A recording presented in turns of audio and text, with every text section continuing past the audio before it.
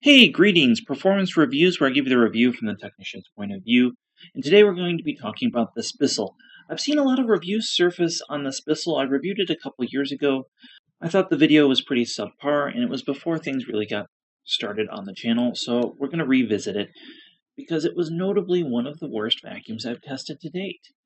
I want to mention that the test bed used is a larger house. This machine is very much more of an apartment machine. Here on Performance Reviews, we actually test things for a month at a time in a house in the real-world scenarios, not on a soundstage. So with that out of the way, let's get into it and what makes this BISSELL, well, a BISSELL. So first up, let's test its suction. Let's start with the power. The machine gets 23 inches of working vacuum, 55 inches of sealed vacuum. And to put that in perspective, a cheap Hoover gets way more, it's almost double those numbers, and something like a Miele, again, almost double those numbers. So the machine is really quite ineffective. Those numbers being cut in half illustrate the lack of airflow that this machine has, which is common on Bagless machines, but it was just, at the time when I made the video, it was just unbelievable to me how low that was. These numbers were so low that throughout the review process, I kept testing it. I think I tested this single unit more times than any other unit that I've reviewed so far. Let's get into its performance, particularly hard floor performance, which usually you have the ability to stop the brush roller like I'm showing in this video here. So we're going to do this pickup test on bare floor. Again, there's no brush shut off on this. So this is going to be interesting to see what this does on here. So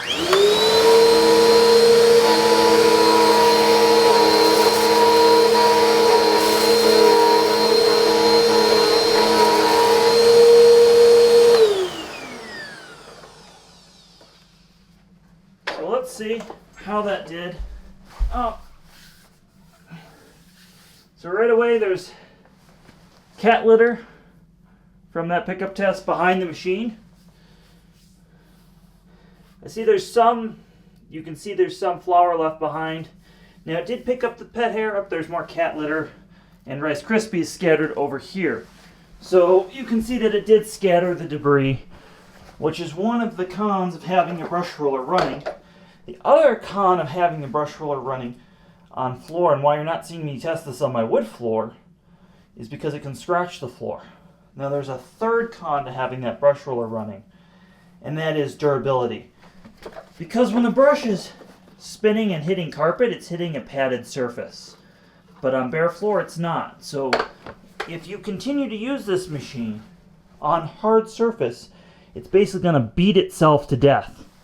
And we see this with all sorts of machines historically, not only BISSELL. Again, this is not a BISSELL thing. This is a not having a brush roller shut off feature. And at the price of this machine, would be kind of nice to have that. I'd almost rather just not have a brush roller if you don't have that feature in some way.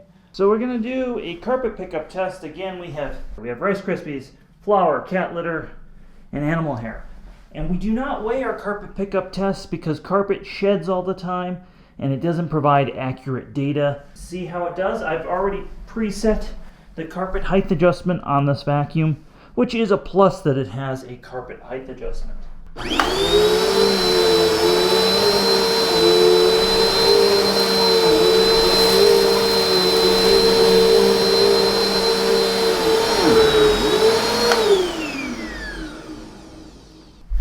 But let's see. No flour. I can feel. I can pick it up. We got some cat litter there. And some pet hair. So we can see that this is leaving a nice carpet line, but it's not deep cleaning. The lack of pickup is a clear reason you don't see this on the approved list from the Carpet and Rug Institute for vacuums for carpet pickup.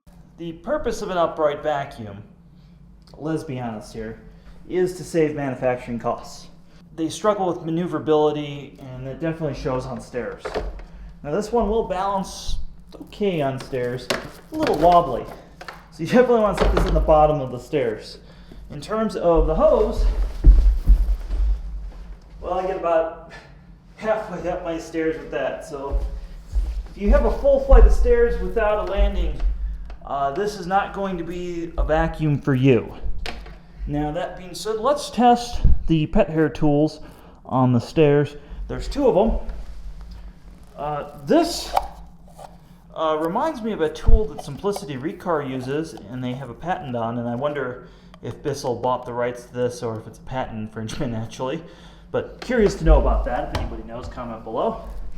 Then turbo tools traditionally are a good thing for stairs, but this one has rubber on it. I don't know why rubber was chosen, or silicone. I'm not sure what its composite is. Over, traditional brushes. This is definitely going to tangle. So we're going to do one stair with this and one stair with the other thing.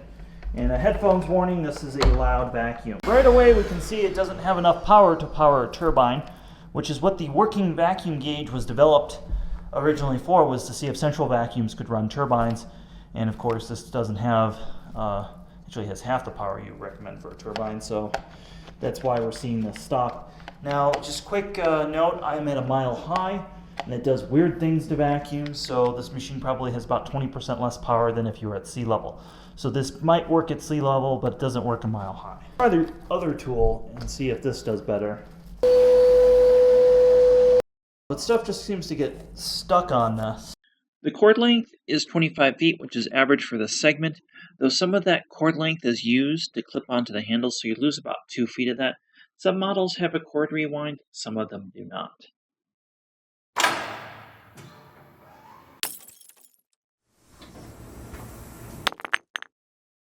Hey, welcome to the In the Shop section where we take it apart and tell you what it's like to repair, what some of the features are. One of the things I noticed right off the bat is that you do need a screwdriver to get to the brush roller to take it out to clean it, or to change the belt. This machine had a rubber belt, which is something that has gone away on most machines. At least some of the Hoovers at least have long life belts. This just has a rubber belt. So expect to get in here about every 3 to 6 months on average and change that belt. The brush roller does not have removable end caps, which means hair can get in them and bind up those bearings, which is a common with Bissells of yesteryear as well. So expect to change that brush roller probably every 1 to 2 years as well. As far as other maintenance goes, this is a bagless vacuum, which means you need to go outside and empty it. But it also means that you're going to need to wash and clean this occasionally. Everything comes apart easily and nicely. I do like that, but it is quite messy to deal with. I'm doing it before it gets nasty just for this video. They did also include in my box an extra filter, which I liked, but it's the only filter in the machine.